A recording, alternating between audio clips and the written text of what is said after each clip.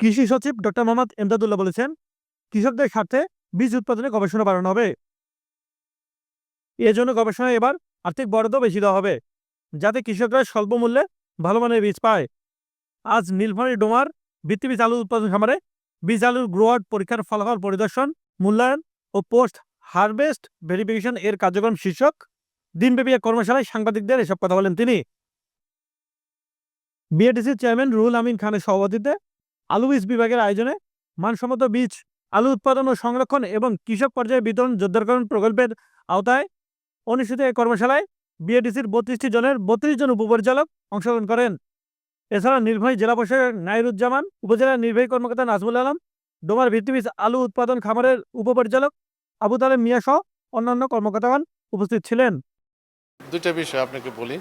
আমাদের যে আবহমানকাল ধরে যে বীজের যে বিষয়গুলো চলে আসছে, আমাদের কিন্তু আমাদের স্থানীয় যে গবেষণা প্রতিষ্ঠানগুলো তাদেরই প্রযুক্তি এবং নিজস্ব যে বীজ ব্যবস্থাপনাগুলো আছে সেগুলোর মাধ্যমে প্রাথমিকভাবে শুরু হয়েছে। পরবর্তীতে আমরা বাইরে থেকে বেশ কিছু বীজ অ্যালাউ করেছি এবং সেগুলো আমাদের বিভিন্ন প্রাইভেট কোম্পানির মাধ্যমে আসে। কৃষকরা কিন্তু আমাদের একটা বড় অংশ এখনও তারা নিজেদের সেই বীজ সরবরাহ নিজেরা করে থাকেন।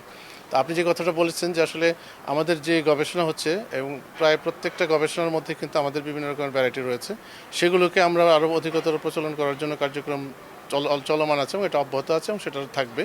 যেটা বাজেটের যে স্বল্পতা বলছেন সেটা আসলে আমি ব্যক্তিগত মনে করি এটা যথার্থ না। আমরা তবে এই বীজগুলো যাতে আরও বেশি মাত্রায় আমাদের কৃষকদের হাতে উন্নত বীজ যায়, সেটার জন্য যেরকম অধিকতর যদি আরও প্রক্রিয়া নেওয়ার জন্য যে কার্যক্রমগুলো সেগুলো আমরা হাতে নিয়েছি। সেই ক্ষেত্রে সে কারণে আমরা হয়তো বাজেট বরাদ্দটা বাড়াচ্ছি, কারণ আমরা দেখেছি যে কৃষকরা আমাদের বিদেশি বীজ যেগুলো সেগুলো হয়তো আপনি জানেন যে ব্রিডিং করে যে ভ্যারাইটিসগুলো আসে সেগুলো হয়তো সাময়িকভাবে আমরা মনে করছি যে এটা থেকে অধিক ফলন পাচ্ছি, কিন্তু এগুলোতে কিন্তু আবার রিস্ক রয়েছে। তো সেজন্য আমরা চাচ্ছি যে আমাদের যে গবেষণা প্রতিষ্ঠানগুলো রয়েছে তাদের মাধ্যমে এগুলোকে পুরো গাইডেন্সের মাধ্যমে আমরা ইভেন ব্রিডিংটাও আমরা এখান থেকে লোকালি গাইডেড করে সেটা করতে চাই, যাতে করে কৃষকরা উন্নত বীজ পান। আমাদের ফলনও বাড়াইতে হবে, আবার বীজের যে নিরাপত্তা এবং নিশ্চয়তা সেটাও নিশ্চিত করতে হবে। সেটার জন্য আমরা একসাথে কাজ করছি। আমাদের এখন যেটা কাজ, আমরা প্রাইভেট সেক্টর এবং আমাদের যে রিসার্চ ইনস্টিটিউশন এবং আমাদের এক্সটেনশন সবগুলোকে একসাথে করে আমরা একটা ইন্টিগ্রেটেড অ্যাপ্রোচে আমরা কাজ করছি, যাতে করে সকলে মিলে যেন আমরা উন্নত বীজ দিয়ে আমাদের যে কৃষির যে চাহিদা সেটাকে যেন পূরণ করতে পারি।